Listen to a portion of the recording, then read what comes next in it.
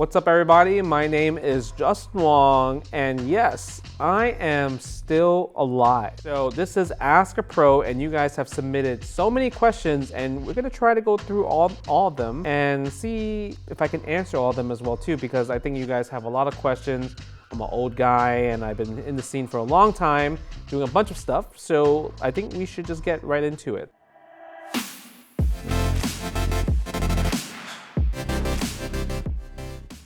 So this is from @EricGalagos4292. Do you like tag team fighting games more or 1v1 fighting games more? You're the GOAT, Justin. Well, thank you, Eric, for calling me the GOAT.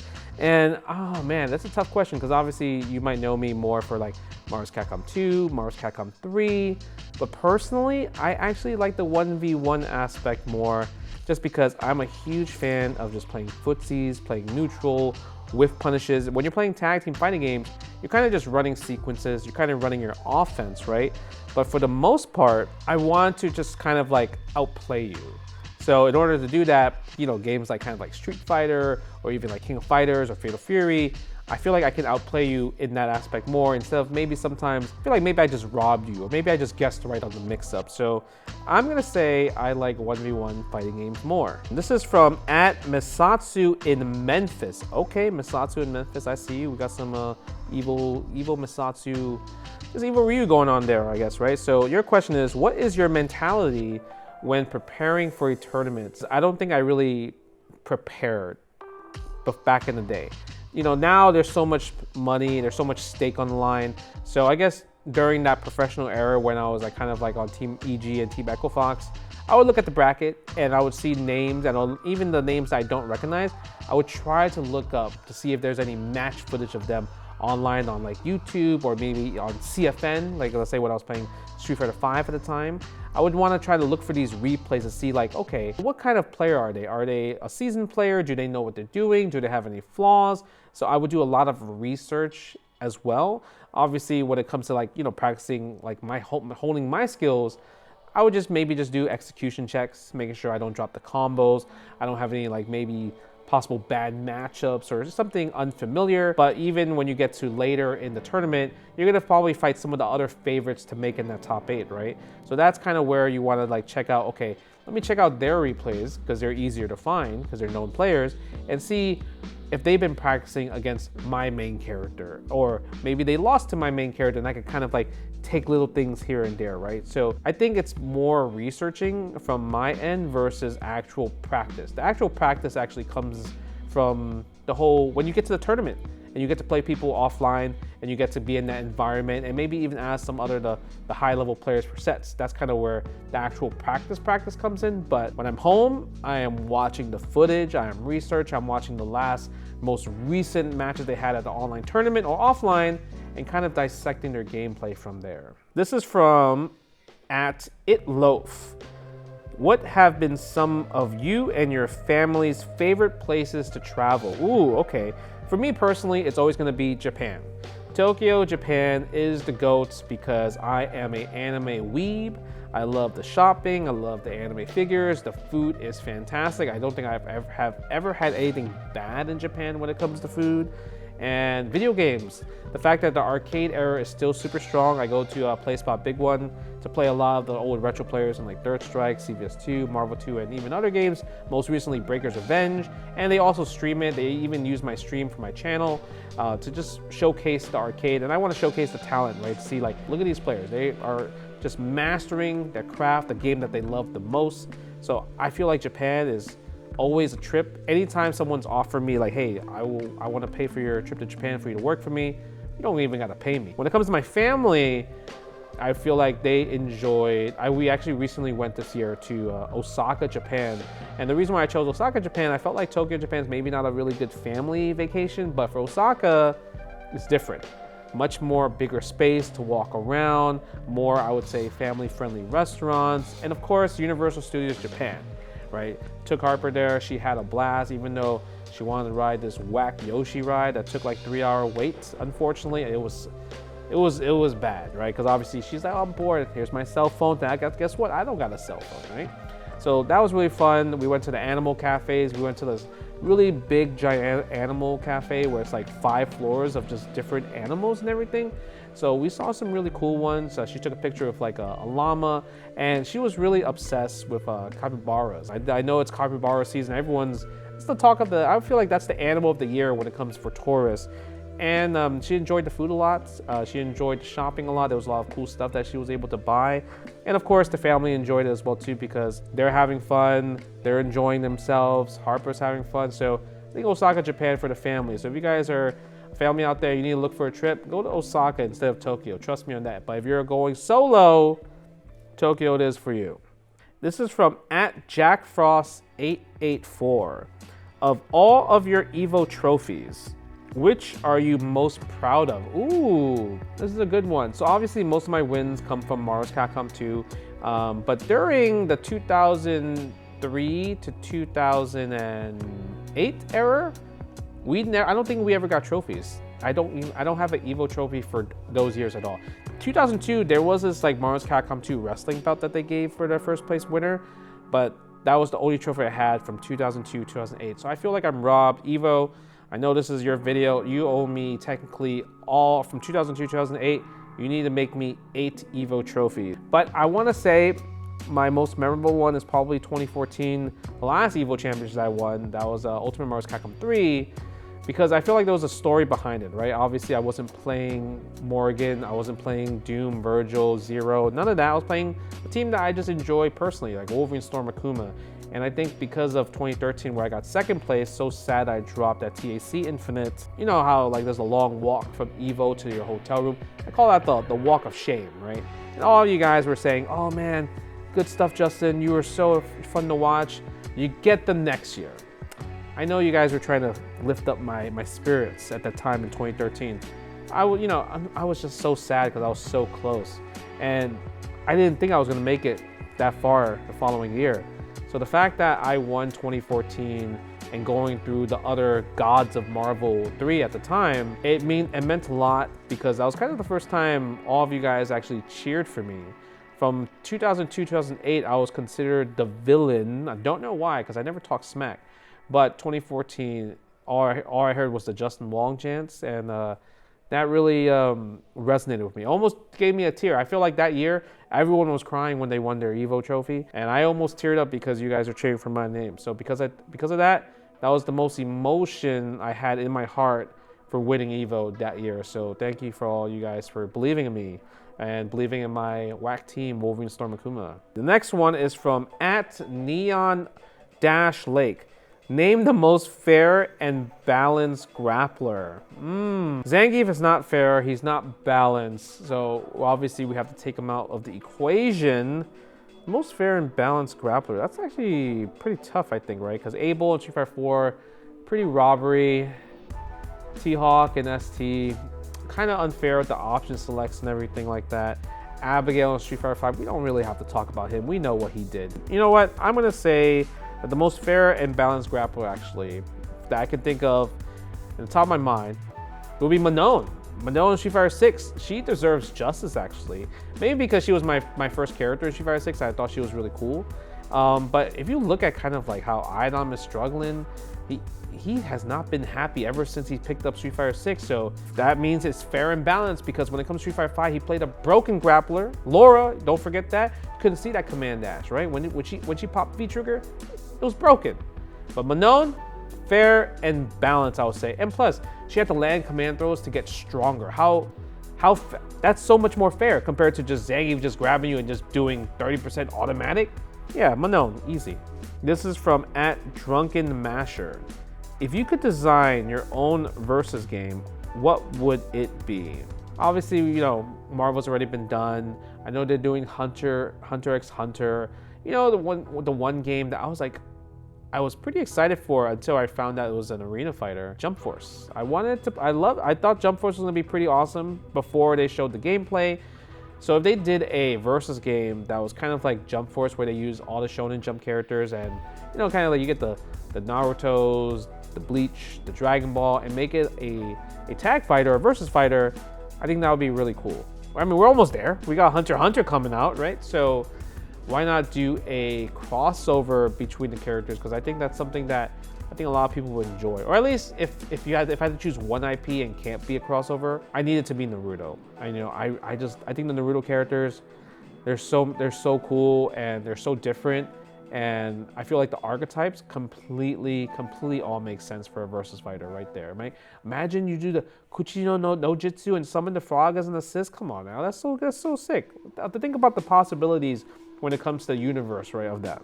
At Joshua Carey 9318, how much money do you think you spent playing fighting games in arcades? I've been playing fighting games in arcades since 2000, the year 2000, right? Or even before that, when I was younger, but I would say from what I remember when going to the arcade a lot was probably the start of like around 2000, and I've been going to the arcade since 2000 to 2009. So that's 9 years of going to Chinatown Fair consistently, almost every day, or at least maybe 3-4 times a week. But I don't think I spent that much in arcade. I don't know if this is a flex, but a lot of times when I go to the arcades, when I finally understood how to play fighting games, usually I think like maybe $1 or $2 would be enough to hold me down for like probably 8 hours worth of just playing fighting games in arcades. Sometimes I might get like 99 game win streaks in Third Strike, CVS2, Marvel 2. But there was a time where I spent a lot of money when it comes to Street Fighter 4 when they first came out at Chinatown Fair, because they knew that I existed. Henry Sen, the arcade technician, got Street Fighter 4 and they said, you know what? We're gonna put a 6-game win limit. So once you get 6 wins, it says game over. And you know how much it costs to play that bad boy Street Fighter 4? $1. It costs $1 to play Street Fighter 4 at Chinatown Fair with a 6-game win limit. So that means I had to spend multiple $1 at a time to play Street Fighter 4 to get good at Street Fighter 4. So I would say that was probably the most I ever spent in arcade, because that was obviously multiple dollars compared to if I just played Third Strike for a quarter, Marvel 2 for a quarter, CVS2 for a quarter. But if I had to guess how much I spent, still I don't think it's gonna be that much. I don't think I spent more than, at least if I had to throw a big number out, no way I spent more than $500 in the arcade from 9 years. I guess that's pretty good actually when you think about it, right? Yeah, I guess that's pretty good. Most of it was Street Fighter 4 though. Is there a player you have never beaten in tournament in any game? Who, if any, stick out there most to you? Yeah, I feel like there are players that have never been in tournaments just because there wasn't that many opportunities to beat the players in tournaments, and also they don't really maybe play the same games that I'm probably the best in, right? Or maybe favored in. So if I had to choose a player that I have never been in a tournament in any game, you know, I do know. It is actually Bon-Chan. Bon-Chan, I never beat Bon-Chan in a Street Fighter game. He beat me at Street Fighter 4 at Evo Top 32 Winners. He also beat me at Street Fighter 5, I believe at NCR as well too. And those were kind of like the only times I ever played Bon-Chan tournament. Even when we were I was at the Topanga office playing casuals, he beat me 5-4 in the casuals, like in his, in the Topanga office. So yeah, Bon-Chan might be low-key my demon. So hopefully one day, if we get to play again, I somehow get the win. I think if we play Street Fighter 6 right now, he would beat me just because he just won recently Brussels Challenge and he's super onto it right now when it comes to Street Fighter 6. So I'll see you in Street Fighter 7, Bon-Chan, how about that? This is from @DavidWoloShin. How has your approach to fighting games changed over the course of your career? I think I appreciate fighting games a lot more now. It's like a age like fine wine. I started looking at the character selects more, right? I started looking at other characters, started looking at how to lap more. So I think Marvel 2, for example, I just kind of like found really good strategies, but my execution or my optimization, optimization wasn't as good. After playing Marvel 3 and also seeing people just find stuff and posting stuff on social media, it made me realize I actually don't know how to lab correctly. So I had to learn how to lab correctly in training mode. So I think when it comes to finding out like sequences or two-touch kills, I have gotten a lot better throughout the years because of that. But when I was in my kind of like tournament prime, I didn't really do that. It was really all instincts. Also, we didn't know frame data back in the day. Now I know frame data a lot more. I feel like I'm more of a scientist now compared to a barbarian back in the day, where I just felt whatever I felt like works, or after trial and error of like, okay, if I block this and I try to press a button and let's say he's plus there, I knew from trial and error. I knew not to press a button in that situation. So now I could read the frame data, I could read the numbers and be like, oh, okay, this is punishable on block, even though I don't need to see it. So now I know just from a reading perspective. So I guess that's how I approach fighting games now compared to back in the day. I'm definitely more smarter about it. Oh, this is a long one. This is from GGBHTG. A common issue with fighting games is that people treat them as if whoever mashes the most buttons wins. As a professional turned professional casual, what game would you show the common man to prove to them that fighting games take brains? Is there a game you would have them watch, and is that different from a game you would have them play? I guess that is the issue for most people. If they are not just strong in fighting games, or they don't know fighting games, and let's say they bought Street Fighter for the first time, they're probably gonna treat Street Fighter like it's a God of War game. Just mash square, right? Mash the closest button towards you, right? And not thinking about the other 5 buttons, or trying to learn how to do a Hadouken or a Shoryuken. So I get that. That is kind of a common issue, but I think that's where we're here to kind of like show people, and if they look at YouTube, like, hey man, they're not mashing, they're pressing these buttons gracefully, right? So if I had to show somebody a game that they're like, okay, you know, check this game out and see if like anyone's mashing, I'm gonna say Marvel 3. I feel like Marvel 3, it's so exciting to watch, even if you don't know what's going on, you just know the characters very well, and you kind of like see the combos, the numbers keep going up and up. But I probably wouldn't want them to play Marvel 3 as a starter. I probably would want them to play, you know, it's a good game to actually play to learn the understanding of like how to win at neutral and footsies. Footsies itself, actually. So yeah, footsies from Hi Fight. I know Hi Fight made footsies. I think that's a great beginner game to like kind of show people, okay, if you can understand how to play footsies, the actual game footsies, you might understand to see how fighting games work when you're watching it in tournament, because they're doing the back and forth, they're doing the dance, right? Trying to whiff punish each other. So I think maybe footsies, the indie fighting game called footsies, might help with that actually. This is from @DevilBatkick. Hey Justin, I have to know, what are your top 5 favorite SNK fighting games? Okay, this is straight up no shill. Okay, I'm gonna tell you straight up. Right now, my top 5 is Fatal Fury City of the Wolves. Maybe because I'm in the honeymoon phase and this is the game I enjoy playing a lot, but I love the game so much. Then the second game will probably be King of Fighters 98, the original version, not the Ultimate Match. I want King of Fighters 98. Then 3, probably Garo Market Duels. I'm a huge fan of Garo Market Duels. That game is super fantastic as well. 4th one, this one's not a very popular one, but I love King of Fighters 99. I feel like King of Fighters 99, they try to change so much, right? Just doing with like the combo extending situation, using the assist as well too. 4 characters on the team compared to 3, and I felt like the graphics changed so much. I think the King of Fighters 98 gameplay is better, but 99 in terms of visual perspective and what they try to do, what they try to innovate, I was a huge fan of that. And then my 5th one, I'm gonna say King of Fighters 15. I felt like recently, maybe the last 2 months, I've been playing King of Fighters 15, and I realized, wow, I'm sad that I stopped playing this game, because the movements, the combos, the neutral, the way kind of like the meta works, it's really fun to play. And now I even appreciate it even more when I'm watching it at the highest level. So that's gonna be my top 5 favorite SNK fighting games. So you have Fatal Fury City of the Wolves, King of Fighters 98, Garo Market of the Wolves, King of Fighters 99, and King of Fighters 15. This is from @TheDeadChicken. If your daughter chooses to main grapplers, would you try to convince her otherwise? Hell yes. Hell yes. You know, the first time, I think she was 2 years old, and I asked her, I was like, oh, which character is cool, right? Which character do you like? She chose Street Fighter 4 Hakan. Fail as a parent. That's when you know I fail as a parent. So I would definitely convince her, because living the grappler life is it's a bit tough. They're not really top tier a lot of times. So I don't want her to suffer through fighting the Guiles, fighting the Dawsons, fighting stuff that's just JPs.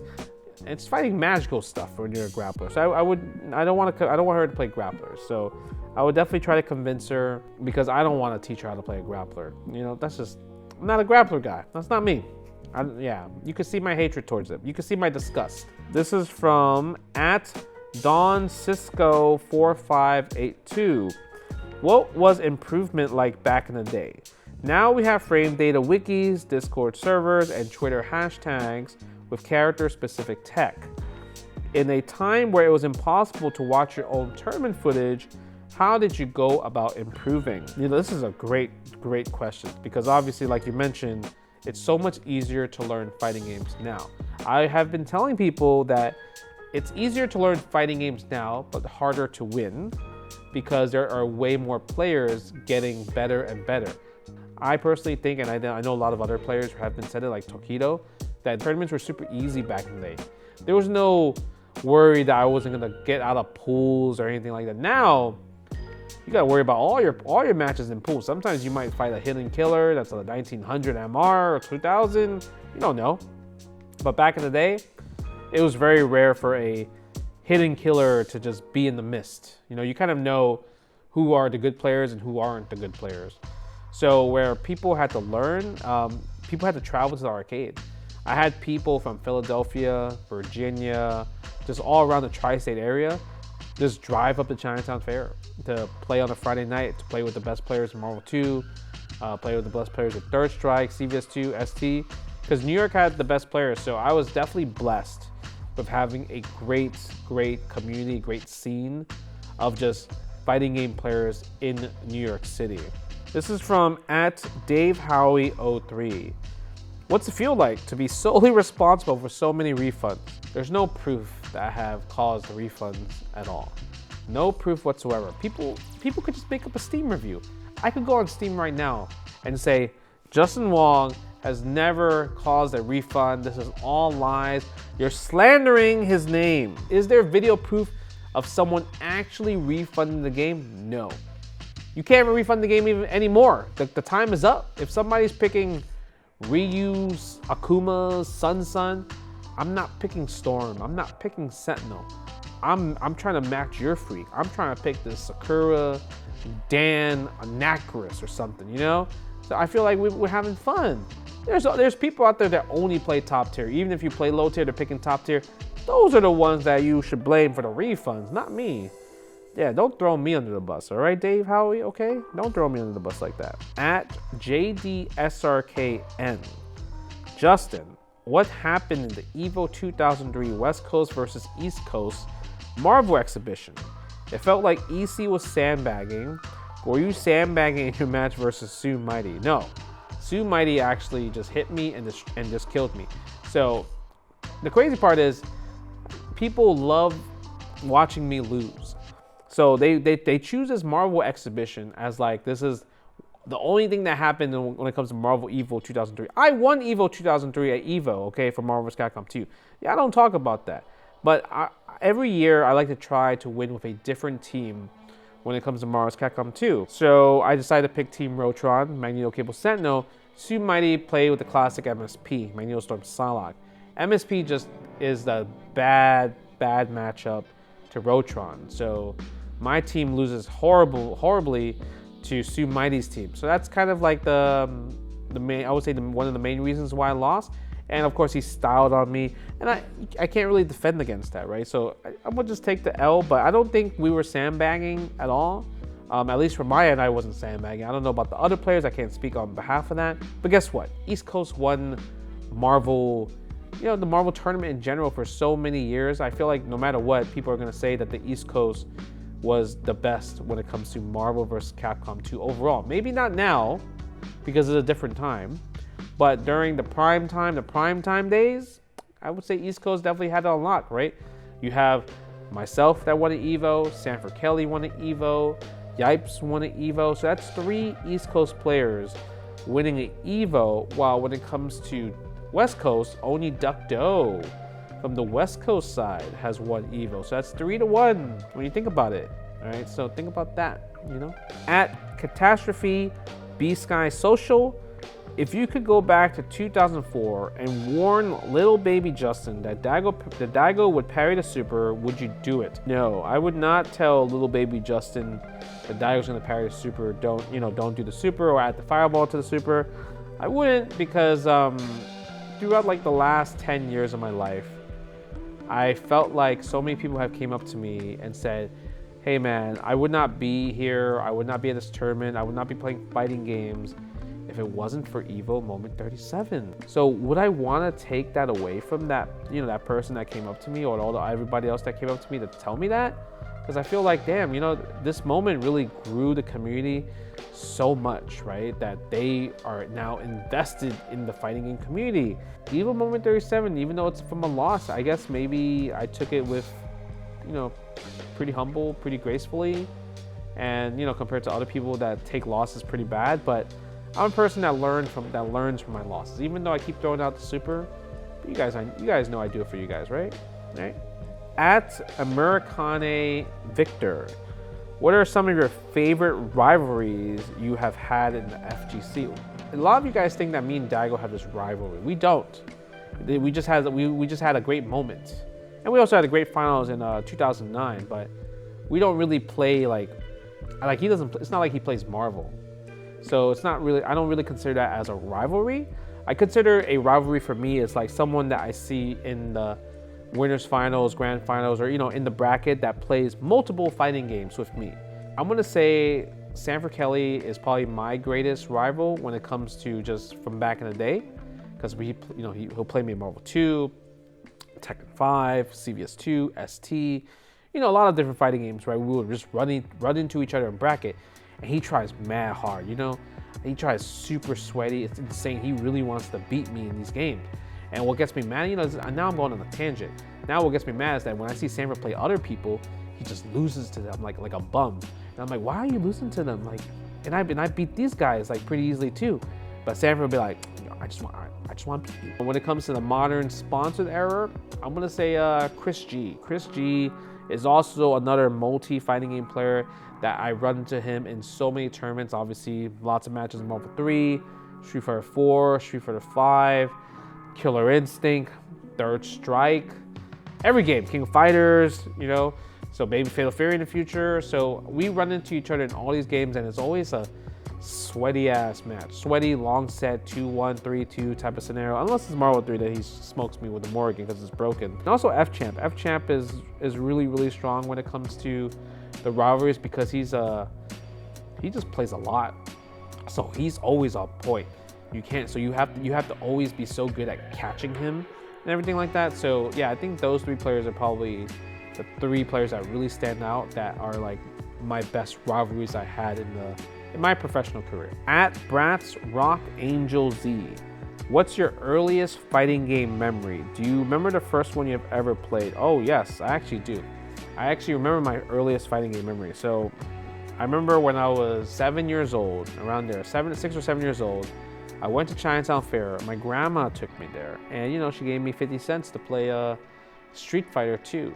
And then I saw this character called M. Bison. And they're like, oh, if you hold back for 2 seconds, like count 2 seconds in your head, then you tap forward and you press punch and you get Cycle Crusher. So I would do that, right? I hold back, 1, 2, tap forward, punch, and you see Cycle Crusher. And I thought the Cycle Crusher was the coolest move in fighting game history at the time as a kid, because I'm like, man, he's flying, and if it hits the opponent, they turn blue. I thought that was really cool, right? So once I learned how to spam that move against a computer, because that's actually how you beat Street Fighter 2 super easily. If you don't want to think how to beat Street Fighter 2, you can actually just Cycle Crusher and do mini Cycle Crusher the whole entire time, and you beat arcade mode. So I got you guys there, right? So I'm thinking like, oh, this is an amazing strategy. I could probably do it against people too. So I tried to do it against people. There's one dude, I don't remember what he looked like, but all I remember was Shoryuken against my Cycle Crush, and I lost. So I guess that was my earliest fighting game memory where I thought I could spam this move and that's it. But the crazy part is after I lost that guy, I never played a human for like a few more years, because at that point I was like, I don't want to fight against people. I just want to fight against the computer. right? Because I want to learn how to dissect their habits, right? Computers had flaws. The AI had flaws. So I started becoming kind of like the arcade mode, doing combos, doing point challenges. That was my way of enjoying fighting games while fighting people, because people would just actually destroy me. From @Soylent Green is People 12. What is your favorite moment playing Marvel 2 competitively? I think my favorite moment playing Marvel 2 competitively would probably be the season beatings where we had the exhibition match between myself, Sanford, and Yipes. It was a triple threat-way match, and there was so much rivalry. There was so much like pride on the line. It wasn't really about money. It was about pride to see like who was the best out of all three of us in the long set. And the crazy part is, it's not like they were all from California or different regions. We're all from the same arcade, same city, but they wanted to do like kind of like a three-way, like New York versus New York versus New York. And there was a lot on the line. It was an intense set because it went down to the wire, where I had to make a comeback from like 0 points. It's first to 7, kind of king of the hill stays on, and Sanford was about to win. And I was able to make that comeback all the way from 0. And even Yipes was even in the lower numbers, and he was able to kind of put it close as well too, to the point where it's like he got like 5 points or 6 points, and then the final match was me and Sanford, and I was able to win. It was really awesome. I still remember that. I still watch the set, even some of the randomly I have some free time, and once I see that set, I turn it on. I watch the whole thing because it's really fun. It's really fun. @Emerand, any historical figure you would like to fight? What does that mean? Like fighting George Washington or something like that? Any in a fighting game or like physical? I'm guessing a fighting game. Historical figure. You know who I always wanted to meet and maybe play some games with? Jet Li. The reason why I say Jet Li is because I grew up on a lot of Once Upon a Time in China movies. So if you guys know who Wong Fei Hung is, he was like so cool, right? So if he was playing video games or wanted to learn how to play, like, let's say Martial Masters, because they kind of obviously have a clone of him in Martial Masters, I would love to teach him how to play his own character. Or even Last Play, there's a character that looks like him as well too, like blatantly just steal. Like my man had the fan, had the ponytail, had the same fit. Like clearly this is based off Wong Fei Hung, right? AKA Jet Li. So I would love to show him how he's in the game and how cool he is as a playable fighting game character. Even though it doesn't say Wong Fei Hung, I would love to play that. And you guys know what I'm talking about when it comes to Last Play 2, right? So yeah, or Martial Masters, great games, underrated. Make sure you guys try them. They're amazing. But yeah, I'm gonna say Jet Li for that one. And there you have it. These are all the questions that the staff has given me. I know there was a lot of it, and I know a lot of it was, there wasn't that much time, but hopefully if you guys did enjoy this, make sure you guys leave a like, a share, share the video, subscribe, turn on the notifications, and maybe they'll do a part 2 of this or ask the next pro that you want. Make sure you leave a comment if you want a part 2, or even which is the next pro you want to ask questions to, and answer these questions as well too, right? So hopefully you guys enjoyed my answers, and yeah, we'll see you in the next EvoFGC video, man. All right, peace.